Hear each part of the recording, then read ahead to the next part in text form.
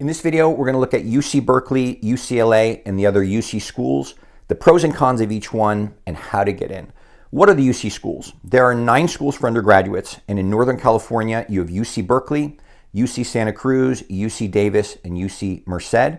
And in Southern California, you have UC Santa Barbara, UCLA, UC San Diego, UC Riverside, and UC Irvine. Why are we doing a video on these schools? Well, these schools are incredibly popular.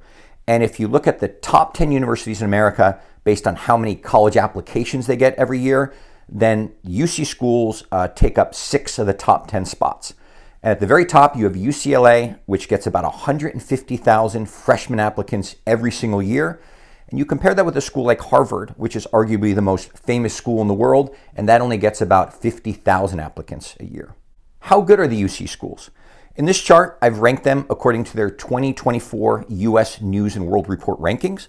And you can see that within the UC system, UCLA and UC Berkeley rank number 1. And if you look nationally, these 2 schools rank number 15. And it's important to note that this 15th ranking actually makes them the top-ranked public university in the nation. So every university that's ranked higher than these 2 schools is a private university. This chart also shows the acceptance rates for in-state California residents. And it's important to note that these are the overall acceptance rates. If you apply to a more difficult major or a more difficult college within the university, for example, engineering or computer science or film and TV, then the acceptance rate will be considerably lower.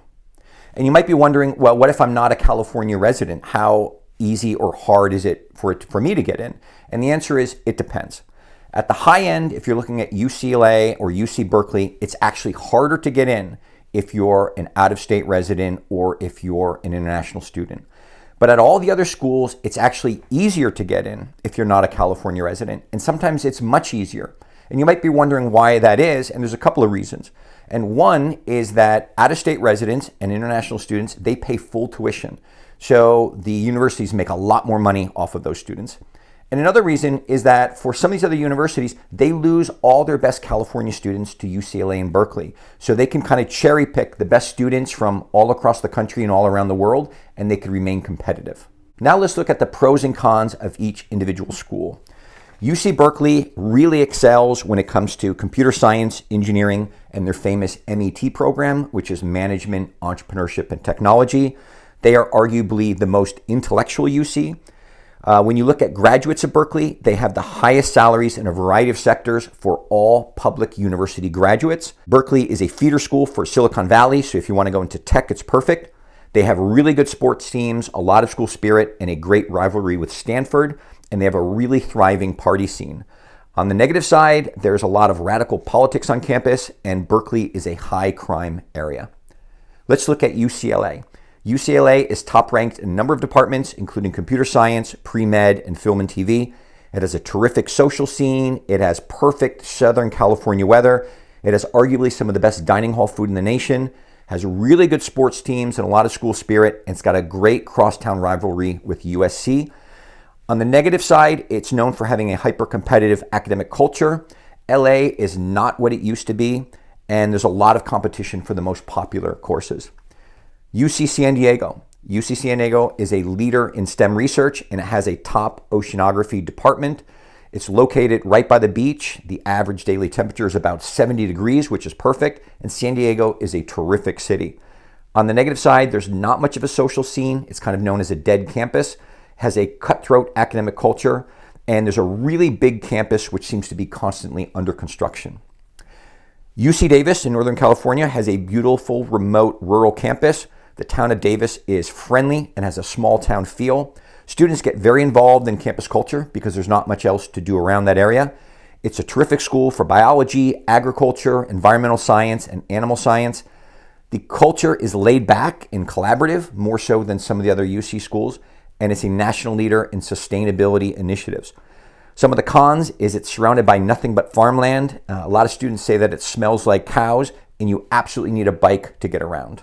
UC Irvine has a safe, beautiful campus. It's located in Orange County, which offers a lot of high-paying jobs in a variety of industries. It's a newer campus that has modern dorms, and it's conveniently located. It's about 15 minutes to the beach. It's about a half an hour from Disneyland. On the negative side, there's not much in the way of sports at UC Irvine, and the campus is kind of dead on weekends because a lot of commuter students go home. UC Santa Barbara is really strong in STEM, particularly computer science and physics. It's ranked the #1 party school in the US, and it's located right on the beach, so this is a really fun school to go to. The classes are difficult, but it has more or less a laid-back attitude, and the weather in Santa Barbara is great, and you don't have any of the crowds and smog of Los Angeles. On the negative side, the town of Isla Vista is kind of crummy, and there's a bit of crime, and Santa Barbara itself is quite touristy. UC Merced, the entire campus is brand new. It was founded in 2005, so it's about 20 years old. By far, it's the smallest UC campus with about 8,000 students. You compare that with the other schools, which have roughly 30,000 undergraduates. And this means at UC Merced, you get really small class sizes and great access to professors. It's really diverse, has a lot of upward mobility. It's about 2 hours from Yosemite National Park, and its ranking jumped considerably in 1 year. It was 97 last year, and this year it's 60. It's not that the school did anything differently. It's just the ranking system changed, and it really favors schools that are strong in social mobility and graduating students without debt. On the negative side, it's kind of in the middle of nowhere, and there's not much to do. And because it's a smaller school, there's limited courses and limited majors to choose from.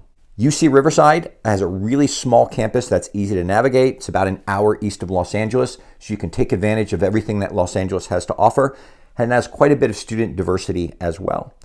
On the negative side, there's not much of a social scene. A lot of the students are commuters who disappear on weekends. Riverside itself is kind of boring hot and has quite a bit of crime, and a lot of students complain that some of the classes are way too big. UC Santa Cruz has really strong scientific research programs. It's got a beautiful campus in the middle of a redwood forest. The vibe on campus is definitely crunchy, hippie, vegan. It's a smaller UC school, so it has a stronger community feel, and it has really small class sizes. Some students love the fact that you can actually live in an RV camp in the woods, and the mascot is a banana slug, which is kind of cool. And on the negative side, there's just not much of a social scene. How to get into the UC schools. As always, with any top-ranked school, you want to prioritize your GPA, taking the most rigorous course load that's available at your high school, and you want to supplement that with some type of extracurricular achievement, some type of area where you've shown leadership or accomplishment and had a profound positive impact on your community. Above and beyond that, there's a few things to know about applying to the UCs. They don't use the Common App. You have to use a UC app, and you have to write 4 essays, and then you can send those essays to all the different schools. So the good news is that you don't have to write supplemental essays for each school unless you're applying to a specific program within one of them. But there's a few other things you should know.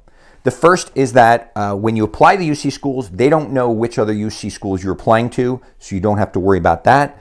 They don't use the SAT or the ACT. They also don't use teacher recommendations. When they calculate your GPA for admissions purposes, they just look at your sophomore year and junior year grades. So by far, those are the most important. And it's also important to know that the applications are all due November 30th, which is a little early for college deadlines. And there's no early decision option, and there's no early action option, right? Everyone applies at the exact same time. So I hope this was helpful. If you have any questions, you can reach out to me directly. I'll put my email in the video description.